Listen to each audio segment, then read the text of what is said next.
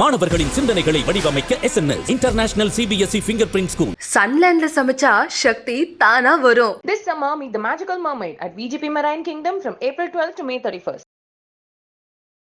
காங்கிரஸ் கட்சியில் நான் Brahmin upper caste leaders வந்து நிறைய இருந்தாங்க. Indira Gandhi, VP Giri, Kamalapati Tripathi, ND Tiwari, Jagannath Mishra, LN Mishra, VC Shukla, இதைத்தான் பெரியார் சொல்வார். ஆனால் இவங்க கிட்டையும் மொரார்ஜி பிராமின் தான். காமராஜ் மட்டும் எக்ஸப்ஷனலாக ஒரு லீடர். இந்த கட்சி 69 ஸ்பிளிட் ஆகுது. ஸ்பிளிட் ஆகும்போது இந்திரா காந்தி என்ன பண்றாங்கன்னா, பிராமின் முஸ்லீம் ஜனசங் கூட இவங்க அலைன்ஸ் போறாங்கல்ல, அப்போ பிராமின் முஸ்லீம் சிஎஸ்சின்னு ஒரு காஸ்ட் அலைன்ஸை உருவாக்குறாங்க. இதுதான் இந்தியாவை நாட்டை ஜாதி அடிப்படையில் முத பிளவுபடுத்தினது இந்திரா காந்தி அம்மையார். 84 இந்திரா காந்தி அம்மையார் சீக்கியர்களால் பீன் சிங், சத்வந்த் சிங்கால கொல்லப்படும் போது இந்திரா காந்தி அம்மையார் மரணத்துக்கு எல்லா ஜாதியும் ஒன்னா நின்று ராஜீவ் காந்தியை இந்தியாவில் யாரும் பெறாத பெரிய வெற்றியை கொடுத்தாங்க. அப்புறம் தான் காஸ்ட் பொலிட்டிக்ஸ் வருது, மீண்டும் வருது. இவர் மீண்டும் அதே பிராமின் மினிஸ்ட்ரியை ஃபார்ம் பண்ணுறாரு. எல்லாமே Brahmin, external affairs Brahmin, home Brahmin, finance Brahmin, என்னப்பா எல்லாமே பிராமின் மினிஸ்டர்ஸ். நம்ம இந்துக்களை ஒற்றுமைப்படுத்தி ஆட்சியை பிடிக்குன்னு நினைக்கிறோம், இவர் இந்துக்களை பிளவுபடுத்தி பண்ணிடுவாருன்னு சொல்லும்போது ரத யாத்திரை பண்ணி அப்பர் காஸ்ட் இண்டூஸை கன்சால்டேட் பண்ணாங்க. இந்த தேர்தலில் எப்படி சார் ராகுல் காந்தி இப்போ இதை வந்து முஸ்லீம்ஸ் நமக்கு ஓட்டு போட்டுருவாங்க, இந்துக்கள் பிளவுபட்டால் சீட்டு வரும்னு அவர் கணக்கு போடுறாரு. அதுக்கு என்னன்னா பிரதிநிதித்துவம் கொடுக்கும். இதே மாதிரி காங்கிரஸோட காம்போசிஷன் எப்படி சார்? காங்கிரஸ் காம்போசிஷனுங்கிறது வந்து 1969 காங்கிரஸ் ஸ்பிளிட்டில் தான் அது உருவாகுது. காங்கிரஸ் கட்சியில் நான் பிராமின் அப்பர் காஸ்ட் லீடர்ஸ் வந்து நிறைய இருந்தாங்க. நிறைய நான் பிராமின் அப்பர் காஸ்ட் லீடர்ஸ் இருந்தாங்க. அதுதான் பொசிஷன். ஃபஸ்ட்டில் நெஹ்ரு இறந்ததும் காமராஜ் வந்து சாஸ்திரியை தான் பிரைம் மினிஸ்டராக சாய்ஸ் பண்ணார். நெஹ்ருக்கு லாயலிஸ்ட்டுன்னு சாஸ்திரியை தான் பிரைம் மினிஸ்டராக சாய்ஸ் பண்ணார். அப்போ சாஸ்திரி வந்து ஹயஸ்தானா ஒரு பெரிய அப்பர் காஸ்ட்டு. சுபாஷ் சந்திர போஸ், சத்யஜித்ரே, விவேகானந்தர், ஜோதி பாசு, ஜெயபிரகாஷ் நாராயணன், இப்படி நிறைய தலைவர்களை கொண்ட ஒரு பெரிய ஒரு அப்பர் காஸ்ட்டு ஹயஸ்தா கம்யூனிட்டி வந்து சேர்ந்த சாஸ்திரியை காமராஜ் வந்து மொரார்ஜி கொஞ்சம் எதிர்பார்ப்பு இருந்து அவரை இது வந்தார். நெஹ்ருவோட ஒரு லாயலிஸ்டாக இருந்தார். ஆரம்பத்தில் சாஸ்திரி காமராஜை வந்து சந்திக்கிறதெல்லாம் இருந்தது. அதுக்கு பிறகு ஸ்டெபிலைஸ் ஆன பிறகு அதை சாஸ்திரி அவாய்ட் பண்ணுறாரு. இப்போ இந்த இடத்துக்குள்ளே சாஸ்திரி மரணம் வருது. சாஸ்திரி மரணம் வந்ததும் யார் பிஎம்ங்கும்போது சாஸ்திரியே விரும்பாத இந்திரா காந்தியை இன்ஃபர்மேஷன் ப்ராட்காஸ்டிங் மினிஸ்ட்ரியாக காமராஜ் கொண்டு வர்றாரு. அப்போ காமராஜ் தன்னோட சாய்ஸ் ஆட்டு ஃபுல் வெயிட்டேஜும் கொடுத்து இந்திரா காந்தி அம்மையாரை கொண்டு வர்றாரு. அப்போது இந்திரா காந்தி அம்மையாருக்கு வெயிட்டேஜ் இருக்குது, நேருக்கு மகாங்கிற வெயிட்டேஜ் இருக்குது. அது நம்ம அந்த வெயிட்டேஜ் இல்லாதவங்களில் அவங்கள நின்னா தான் ஓட்டு வங்கி நிற்கணுன்னெல்லாம் கணக்கு போடுறாங்க. அப்போ சத்யநாராயண் சின்ஹா, ஜெகநாத் பகாடியா, இவர் ரவீந்திரவர்மா, MS குருபாதசாமி, இப்படி பலரும் வந்து காமராஜ் சீஃப் மினிஸ்டர் வரணும்னு சொல்கிறாப்புல. டோன்ட் ட்ராக் மை நேம்னு அவர் ஃபுல் இதே பண்ணி இது வர்றாங்க. அதுக்கு பிறகு காங்கிரஸ் வந்து பொதுத்தள கட்சி தான் பண்ணலாம். ஆனால் OBC எல்லாம் கம்மி, அப்பர் காஸ்ட் தான். காமராஜ் மட்டும் எக்ஸப்ஷனலாக ஒரு லீடர். அது அன்டச்சபிலிட்டி உள்ள காஸ்ட் தான். அன்றைக்கி அப்பர் காஸ்ட்டில் கூட இருந்தது காங்கிரஸுக்குள்ளே அவர் இருக்கும்போது. இது இந்த பொசிஷன் வந்து 69 ஒரு காங்கிரஸ் ஸ்பிளிட் வருது. காங்கிரஸ் ஸ்பிளிட் எப்படி வருதுன்னா, இந்திரா காந்தி அம்மையார் காங்கிரஸ் பார்லிமெண்ட் போடல, ஜெகஜீவன் ராம பிரசிடென்ட் கேண்டிடேட்டாக சொல்கிறாப்புல. மினிஸ்ட்ரி ஃபார்மேஷனில் ஜெகஜீவன் ராம மினிஸ்ட்ரியே கொடுக்க மாட்டேன்னாங்க இந்திரா காந்தி அம்மையார். விரும்பலை. காமராஜ் தான் கம்பல் பண்ணி இண்டக்ட் பண்ணார் மினிஸ்ட்ரி ஃபார்மேஷன் இன் இந்தியா. அந்த இதை பார்த்தாவே தெளிவாக தெரியும். அப்போ அவங்க பிரசிடென்ட் கேண்டிடேட்டுக்கு காமராஜ் வந்து தன்னோட நண்பர் சஞ்சீவ் ரெட்டியை சொல்கிறாரு. பார்லிமெண்ட் போர்டில் சிண்டிகேட் குரூப்புக்கு மெஜாரிட்டி இருக்குது. இந்திரா காந்தி கேண்டிடேட் வந்து கட்சிக்குள்ளே ஓட்டு எடுக்கல, தோற்று போகிறாங்க. இந்திரா காந்தி அம்மையார் வந்து சஞ்சீவ் ரெட்டியை ப்ரப்போஸ் பண்ணுறாங்க. அப்போ சுப்பிரமணியம் போன்ற நம்ம தமிழ்நாட்டை சேர்ந்தவங்கள்லாம் சஞ்சீவ் ரெட்டி பிரசிடென்ட் ஆனால் உங்களை பிரைம் மினிஸ்டராக இருக்க விட மாட்டாதீங்க, அப்போ நீங்கள் ஃபைட் பண்ணி தான் ஆகணும்னு சொல்லும்போது விவி கிரியை கேண்டிடேட்டாக அவங்க கொண்டு வந்து மனச்சாட்சிப்படி ஓட்டு போடுங்கன்னு சொல்கிறாங்க. அப்போ இவர் நிஜலிங்கப்பா சொல்கிறாரு, VV Giri is the candidate of communist and communalist. பிராமண ஆதிக்கம் இங்கே நிற்கணுங்கிறதுக்காகவும் கம்யூனிஸ்ட் கட்சிகளோட கேண்டிடேட்டுங்கிறார். பிராமணங்கிற வார்த்தையை சொல்லலை, ஆனால் அர்த்தம் அதுதான். அவர் லிங்காயிற்று. அப்போது அந்த இடத்துக்குள்ளே லிங்காயிற்று நிஜலிங்கப்பா, ரெட்டி, சஞ்சீவ் ரெட்டி, ராம் சுபாக் சிங் ராஜ்புட்டு, அதுல்யா கோஸ், ஹயஸ்தா, சவான், மராத்தா, இப்படி இவங்க லீடர்ஸ் எல்லாமே வந்து நான் பிராமின் அப்பர் காஸ்ட் இந்த காங்கிரஸ் ஓவில் உள்ளவங்கெல்லாம். இந்திரா காந்தி லீடர்ஸ் வந்து இந்திரா காந்தி, விபி கிரி, கமலாபதி திரிபாதி, என்டி திவாரி, ஜெகநாத் மிஸ்ரா, எல்என் மிஸ்ரா, விசி சுக்லா, இதைத்தான் பெரியார் சொல்வார். ஆனால் இவங்ககிட்டையும் மொரார்ஜி பிராமின் தான். இவங்களோட அந்த கேண்டிடேட்டாக வர்ற அந்த டெப்டி பிரைம் மினிஸ்டர் இருந்த மொரார்ஜி வந்து பிராமின் கம்யூனிட்டி தான். ஸோ இந்த கட்சி 69 ஸ்ப்ளிட் ஆகுது. ஸ்ப்ளிட் ஆகும்போது இந்திரா காந்தி என்ன பண்ணுறாங்கன்னா, பிராமின் முஸ்லீம் ஜனசங் கூட இவங்க அலைன்ஸ் போகிறாங்கல்ல, அப்போ பிராமின் முஸ்லீம் சிஎஸ்சின்னு ஒரு காஸ்ட் அலைன்ஸை உருவாக்குறாங்க. இதுதான் இந்தியாவை நாட்டை ஜாதி அடிப்படையில் பிளவுபடுத்தினது இந்திரா காந்தி அம்மையார் தான். ஆனால் வெற்றிகரமாக பிளவுபடுத்தினாங்க. 67 ஒட்டுமொத்த காங்கிரஸே 40% தான். ஆனால் இந்திரா காந்தி அம்மையார் தலைமையில் ஜெகஜீவன் ராம் காங்கிரஸ் வந்து 43% வாக்குக்கு போயிட்டு 43% ஓட்டு. இத்தனைக்கும் 10% ஓட்டு ராம்ஸ்பாக் சிங், காமராஜி, சஞ்சீவ் ரெட்டி, அதிலியா கோஸ், நிஜலிங்கப்பா, இவங்கள்லாம் வந்து களத்தில் வேலாயுத நாயர் எல்லாம் சேர்ந்து 10% வாக்கு இந்தியா ஃபுல்லாக எடுத்திருக்காங்க. அப்போ 53 வெயிட்டு ஸ்ப்ளிட். அதாவது வெற்றி பெற்ற கட்சியில் ஸ்ப்ளிட் ஆனால் அது மேலே போகும், தோற்று போன கட்சியில் ஸ்ப்ளிட் ஆனால் அதிமுக எடப்பாடி பன்னீர் மாதிரி கீழே தான் போகும். ஸோ இந்த இடத்துக்குள்ளே இந்திரா காந்தி பிராமின் மினிஸ்டர்ஸு, பிராமின் மந்திரி, சீஃப் மினிஸ்டர்ஸு இந்த மாதிரி கொண்டு வந்தாங்க. ஸோ பிராமின் டாமினேஷன் வந்து இந்தியாவில் 69 ஸ்ப்ளிட்டில் தான் பெரிய அளவில் வருது. அதற்கு முன்னாடி பிரைம் மினிஸ்டராக வந்த சாஸ்திரி கூட ஒரு ஹயஸ்தா. அந்த பிராமின் டாமினேஷன் வரும்போது இந்திரா காந்திக்கு ஸ்ட்ராட்டஜி என்னென்னா, ஓபிசி அதோ 1-2 கேண்டிடேட்டாக போட்டால் போதும், நமக்கு தான் பிராமின் போட்டுருவாங்க, முஸ்லீம் போட்டுருவான், எஸ்சி போட்டுருவான், அப்போ நம்ம ஈஸியாக ஜெயித்துருவோமே. இதே இதில் தான் இந்திரா காந்திக்கு அந்த அரசியல் ஓடிச்சு. இந்த அரசியல் வந்து இந்த தன்மைக்குள்ளே ஓடிச்சு. அது 71 பெரிய வெற்றி. 77 எல்லா கட்சிகளும் ஒன்றிணைஞ்சதுலையும், ஜெகஜீவன் ராம் அவர் வெளியேறினதுலையும், ஷெட்யூல் காஸ்ட் லீடர் அவர் வெளியேறினதுலையும், அவர் கூட பல பிராமின் லீடர்ஸு, நிறைய பிராமின் லீடர்ஸ் ஜெகஜீவன் ராம் கூட வெளியேறினாங்க. 27 சீட்டு எதிரணி கொடுத்தாங்க. ஹெச்என் பகுனா, இன்னும் பாண்டே, இந்த மாதிரியெல்லாம் நிறைய பீகார் லீடர்ஸ் எல்லாம் வெளியேறினாங்க. அது பிறகு சந்திரசேகர் அவர் ராஜ்புட் அவர் வெளியேறினதுலேயும், தென் முஸ்லீம்களுக்கு கட்டாய கருத்தடை இவர் சஞ்சய் காந்தி பண்ணதுலேயும் அந்த அரசு விழுந்தது. அதுக்கப்புறம் மீண்டும் இந்திரா காந்தி அம்மையார் அரசு உருவாச்சு. அதில் மீண்டும் விழுந்து எழுந்ததில் நிறைய லீடர் அடிபட்டு போயிட்டாங்க. இந்திரா காந்தி கூட இருந்த நிறைய லீடர் அடிபட்டு போனாங்க. அந்த இடத்துல புதுசாக நியூ லீடர்ஸ் எல்லாம் உள்ளே வந்தாங்க. இவர் சச்சின், ராஜேஷ் பைலட் போன்றவங்களாம் அந்த காலகட்டத்துக்கு அப்படி உள்ளே எழும்பி வர்றாங்க. அது அவங்க வீழ்ந்த போது சஞ்சய் காந்தி கூட நின்று ஃபைட் பண்ண எல்லா கம்யூனிட்டி லீடர்ஸும் உள்ள ஓரளவு வராங்க. தென் 84 இந்திரா காந்தி அம்மையார்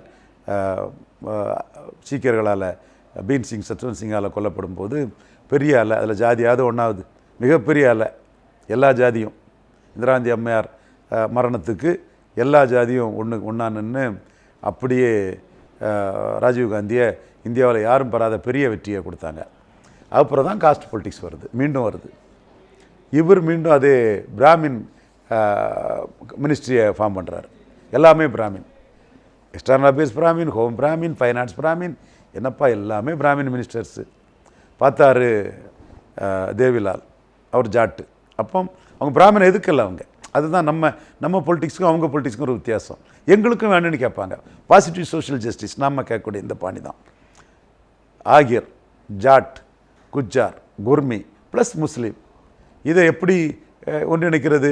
இவ்வளோ ஜாதியும் ஒன்றிணைக்கணும். இதில் இவ்வளோ ஜாதியும் காங்கிரஸோட, இந்திரா காந்தியோட அரசியல், ஜாதி அரசியலால் பாதிக்கப்பட்ட ஜாதிகள், பிரதிநிதித்துவம் அடையாத ஜாதிகள். அப்போ இந்த ஜாதிகளை ஒன்றிணைச்சு யார் தலைமையில் பண்ணுறது? அப்போ பிராமினுக்கும் தாக்கூருங்கிற ராஜ்புட்டுக்கும் வடக்க எப்பவும் ஒரு ரைவலரி உண்டு பொதுவாகவே. அப்போ நீங்கள் பார்த்தீங்கன்னா இந்திரா காந்தியை எதிர்த்ததிலே ராஜ்புட் லீடர்ஸ் தான் இருப்பார். ராம்ஸ்பாக் சிங், சந்திரசேகர், இவங்கெல்லாம் ராஜ்புட் லீடர்ஸ். ஸோ சத்யநாராயண் சின்ஹா, அவர் பூமிகார் ராஜ்புட். இந்த மாதிரி சிச்சுவேஷனில் ராஜீவ்காந்தியை யார் பூனைக்கு மணி கட்டதுன்னா, யூபி சீஃப் மினிஸ்டராக இருந்தவரும் ஃபைனான்ஸ் மினிஸ்டராக இருந்தவரும் மிஸ்டர் கிளீன் நேர்மையான மனிதருமான பிபி சிங்கு போபர்ஸ் ஊழலை அடித்து விடுறாரு. பிராமின் ராஜீவ்காந்திக்கு எதிராக ராஜ்புட்டு பிபி சிங் இதை பண்ணுறாரு. பண்ணி அலகாபாத்தில் ரிசைன் பண்ணி நிற்கிறாரு, ஜெயிக்கிறாரு. ஜெயித்து சூழ்நிலையில் எல்லா ஜாதிகளையும் குர்மி குஜ்ஜார் இவங்களையும் ஆர்கனைஸ் பண்ணி முஸ்லீம்ஸையும் ஆதரவாக எடுத்து ராஜீவ்காந்தியை தோக்கடிச்சிடுறாங்க. சீட்டு 200க்கு மேலே வந்தார். மற்ற இங்கெல்லாம் ஜாதி பிரச்சனை எல்லாம் ஒன்றும் நடக்கலை. தமிழ்நாடு, ஆந்திரா, கர்நாடகாலாம் ராஜீவ்காந்தி தான் வந்தார். ஆனால் மெஜாரிட்டி வரல. விபி சிங் வந்து பிஎம்மாக வந்துடுறாரு. அவர் ஒரு ப்ரொஜெக்டட் நான் பிராமின் ஃபேஸ் ஆட்டே வந்துடுறாரு. ஒரு ராஜ்புட்டோட வெற்றி, ஒரு நான் பிராமின் பிரைம் மினிஸ்டரோட வெற்றின்னு வரும்போது மீடியா வந்து அவரை ரொம்ப கிண்டல் பண்ணுறான்.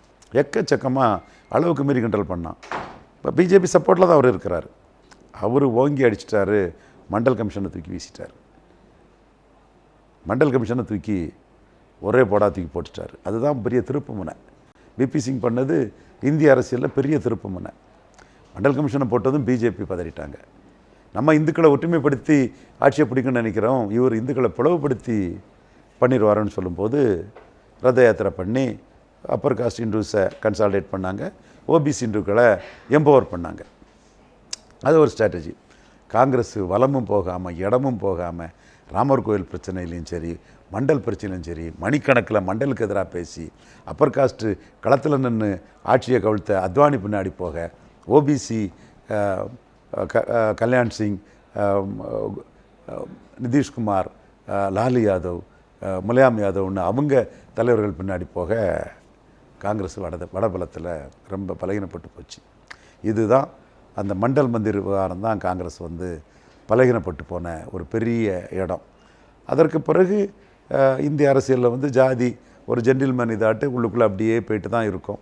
இப்போவும் ஜாதி ஜென்டில்மேன் இதாக தான் இருக்குது. இந்த தேர்தலில் எப்படி சார்? இந்த தேர்தலில் ஜாதி வந்து இந்துக்களை பிளவுபடுத்துறதுக்கு இதுவரை தோற்றுப்போன இடத்திலே போர் புரிந்த காங்கிரஸ், சிறுபான்மை போர் புரிந்த காங்கிரஸ் இப்போ இந்துக்களை பிளவுபடுத்துறதுக்கு 50% மேலே இடஒதுக்கீடு வேணும், தனியார் துறையில் இடஒதுக்கீடு வேணும், இடஒதுக்கீடுக்காக ஜாதிவாரி கணக்கெடுப்பு நடத்தணும்னு ஒரு கொள்கை எடுத்திருக்கிறாங்க. நான் இதில் சில விஷயங்கள் இந்த எல்லாருக்குமான நாடு எல்லாத்துக்கும் பிரதிநிதித்துவம் வேணுங்கிற இதில் எனக்கு பாசிட்டிவாக நான் கொள்கை கொண்டவன் தான். நான் மறுக்கலை. அதை நான் தெளிவாக எந்த இடத்துக்குள்ளே நான் என் கொள்கையில் உறுதியாக நின்று பேசக்கூடியவன் தான். அதில் நான் தெளிவாக இருப்பேன். ஆனால் ராகுல் காந்தி இப்போ இதை வந்து முஸ்லீம்ஸ் நமக்கு ஓட்டு போட்டுருவாங்க, இந்துக்கள் பிளவுப்பட்டால் சீட்டு வரும்னு அவர் கணக்கு போடுறாரு. அதுக்கு என்னென்னா பிரதிநிதித்துவம் கொடுக்கணும். அந்த பிரதிநிதித்துவம் போதாமல் வெறும் வார்த்தை வந்து நிற்காது. பாஜகவும் அதை எதிர்கொள்ளதுக்கு இன்றைக்கி நேஷ்னல் பேக்வர்டு கிளாஸ் கமிஷன் மூலமாக பஞ்சாபில் ஓபிசி இடஒதுக்கீடை உயர்த்தணும்னு சொல்லிட்டாங்க. ஆம் ஆத்மி கவர்மெண்ட் இருக்குது. வெஸ்ட் பெங்காலில் ஓபிசி இடஒதுக்கீடை உயர்த்துன்னு சொல்லிட்டாங்க. மம்தா பானர்ஜி கவர்மெண்ட் இருக்குது. அவங்களும் ஓபிசிக்காக அந்த குரலை உயர்த்துறாங்க. மோடியே ஓபிசி தாங்கிற அதை பண்ணுறாங்க. நிறைய ஓபிசி எம்ஓஎஸ்களை டெவலப் பண்ணுறாங்க. நிறைய ஓபிசி லீடர்ஸை ஸ்டேட்ஸில் டெவலப் பண்ணுறாங்க. ஸோ சுதந்திரத்துக்கு பிறகு சுதந்திர போராட்ட காலத்தில் சுதந்திர வேட்கையில் யார் இருந்தால் என்ன, நம்ம இந்தியர் தானன்னு இருந்த மக்கள் அதில் ஜாதியை பார்க்கல யாரும். அது யார் இருந்தால் என்ன, சுதந்திரத்துக்காக தியாகம் பண்ணவர், நமக்கு சுதந்திரத்துக்காக தியாகம் பண்ணவர். காமராஜ் என்ன ஜாதியாக இருந்தால் என்ன, அவர் சுதந்திரத்துக்காக தியாகம் பண்ணவர், அவர் தலைவராக இருக்கலாம். இந்த மாதிரி ஒரு ஆட்டிடியூடு மக்கள் ஆரம்பத்தில் எடுத்தவங்க காலங்கள் வரும்போது நம்ம ஜாதிக்கு பிரதித்துவம் இல்லை, அந்த ஜாதிக்கு நிறைய பிரதித்துவம் இருக்குது அப்படின்னு வரும்போது அரசியல் கட்சிகள் பிரதித்துவம் இல்லாதவங்களை எடுத்து கையில் எடுத்து போகிறாங்க. அதுதான் இன்றைக்கி நாம் தமிழர் சீமான் கூட திராவிட அரசியலில் பிரதித்துவம் உள்ள காஸ்ட்டு வந்து ஒரு 3-4 காஸ்ட் தான் இருக்குது. அங்கே முத்தரையர், செங்குந்தர், உடையார், விஸ்வகர்மா போன்ற சமூகங்களுக்கெல்லாம் ஓபிசிக்குள்ளே பிரதித்துவம் இல்லை. அப்போ பிரதித்துவம் இல்லாத சமூகங்களை அரவணைச்சு மேலே வரணுங்கிறதுல தமிழ் தேசியங்கிற கருத்தியலும் கூட இந்த பிரதித்துவம் இல்லாத காஸ்ட்டுகளை அதிகாரப்படுத்தணும், எம்பவர் பண்ணுங்கிறதுல சீமானே எடுத்து வராரு. எல்லா இடங்களும் வெள்ளைக்காரர்களே இருக்கும்போது வந்து இந்தியர்களுக்கு வேலை வாய்ப்பு வேணுங்கிறது தான் காங்கிரஸுக்கு கோரிக்கையாக இருந்தது. எல்லாமே பிராமணர்கள் இருக்கும்போது வந்து பார்ப்பனர் அல்லாதவர்கள் இருக்கணுங்கிறது தான் தந்தை பெரியாருக்கு கோரிக்கையாக இருந்தது. ஸோ இந்த ஜாதி அரசியல் இருக்கணும். அப்போ தான் எல்லாருக்கும் பிரதிநிதித்துவம் கிடைக்கணும். 4 பேர் சமூக நீதி தந்தை பெரியாருக்கு பாரதத்தினான்னு சொல்லி சமூக நீதி சூறாயிடக்கூடாது. எல்லாரும் விழிப்புணர்ச்சி அடையணும். ஆனால் யாரும் யார் மேலேயும் வன்மமாக கால் பண்ணிச்சிக்கக்கூடாது. ஜாதியை இதில் ஒரு சமன்படுத்துறதுக்கு நேர்மறையாக போகலாம். அது அந்த மாதிரி போகக்கூடிய தன்மை நாராயணகுரு வழியில் அது சரியாக இருக்குங்கிறது என்னோடய பார்வை. இந்தியா எல்லாருக்குமான நாடு, எல்லாருக்கும் பிரதிநிதித்துவம் வேணும். அவேர்னஸ் இன்னைக்கு வலைத்தள கம்யூனிகேஷன் புரட்சி, சமூக வலைத்தளங்களில் வரக்கூடிய புரட்சி, அதில் ஒரு கம்யூனிட்டி கனெக்ட் ஆகிடாங்க. இப்போ கலைஞர் வந்து ஒரு ஆண்டி நாடார் கன்னியாகுமரியில் முன்ன மாதிரி பண்ண மாதிரி ஸ்டாலின் ஆண்டி நாடார் பண்ணாருன்னா தமிழ்நாடு ஃபுல்லாக உள்ள நாடாரெலாம் ஸ்டாலினுக்கு எதிராக போயிடுவான். கலைஞர் அந்த காலத்தில் அவ்வளோ கம்யூனிகேஷன் புரட்சி இல்லாதனால ஆண்டி நாடார் அரசியலை, சமூக நீதி சூறையாடலை நாடார் கம்யூனிட்டிக்கு எதிராக ரொம்ப சிம்பிளாக பண்ணிட்டு போயிட்டார். இப்போ உள்ள ஒரு கட்சி பண்ணிச்சுன்னா உடனே வெளிப்பணிச்சிருவாங்க, அந்த கம்யூனிட்டிக்கு இந்தியா தமிழ்நாடு ஃபுல்லாக தெரிஞ்சு போகும். அதனால் இன்றைக்கி பறையர் சமூகத்தோட விழிப்புணர்ச்சிங்கிறது மிகப்பெரிய ஒரு விழிப்புணர்ச்சியாக இருக்குது. வெரி அவேர்னஸாக இருக்காங்க. நான் தான் பறையர் சமூகத்தோட விழிப்புணர்ச்சியை பற்றி தெளிவாக பேசிகிட்டு இருக்கிறேன். இடஒதுக்கீடு ரத்து பண்ணோம்னா கண்டிப்பாக முடியாது. விழிப்புணர்ச்சி சமூகங்கள் மத்தியில் இந்த வலைத்தளங்கள் வந்து பெரிய விழிப்புணர்ச்சி ஏற்படுத்தியிருக்குது. எல்லாருக்கும் வேணும், இது எல்லாருக்குமான நாடு, எல்லாத்துக்கும் பிரதிநிதித்துவம் வேணும். யாருக்கும் எதிராட்டு நெகட்டிவாக வேண்டாம், பாசிட்டிவாக எல்லாருக்கும் வேணும். அதான் நம்ம கருத்து. அதை நோக்கி மக்கள் விழிப்புணர்ச்சி அடைஞ்சிட்டு இருக்காங்க, பயணிச்சுட்டு இருக்காங்க. ஜாதி மட்டுமே முடிவு பண்ணாது, ஜாதி மட்டுமே முடிவு பண்ணாது. தலைவருக்கு ஈர்ப்பு சக்தி, தேசபக்தி, தெய்வ பக்தி, இந்த நாடு, பண்பாடு, மதம், வட்டார வளர்ச்சி, பணம், தென் சட்டம் ஒழுங்கு, இப்படி பெண் உரிமை, நிறைய இஷ்யூஸ் இருக்குது. அதில் ஜாதியும் ஒரு முக்கிய இஷ்யூவாட்டு இந்த மண்ணில் இருக்குது. ஜாதிய சமூகம் தான் இது. ஜாதிக்கு உள்ள ஒரு பிரதிநிதித்துவமும் ஜாதி அரசியலும் தவிர்க்க முடியாது. பட் அதுவே ஒரு குரோதமாட்டும் ஒரு வெறுப்பாட்டும் வளரக்கூடாது. ஒரு ஒற்றுமையான ஒரு யூனிஃபைடு சமூகம் தேவை. எல்லாருக்கும் பிரதிநிதித்துவமும் அங்கே தேவை. மாணவர்களின் சிந்தனைகளை வடிவமைக்க SNS international CBSE fingerprint school. சன்லேண்ட்ல சமைச்சா சக்தி தானா வரும். This summer, meet the magical mermaid at VGP Marine Kingdom from April 12th to May 31st.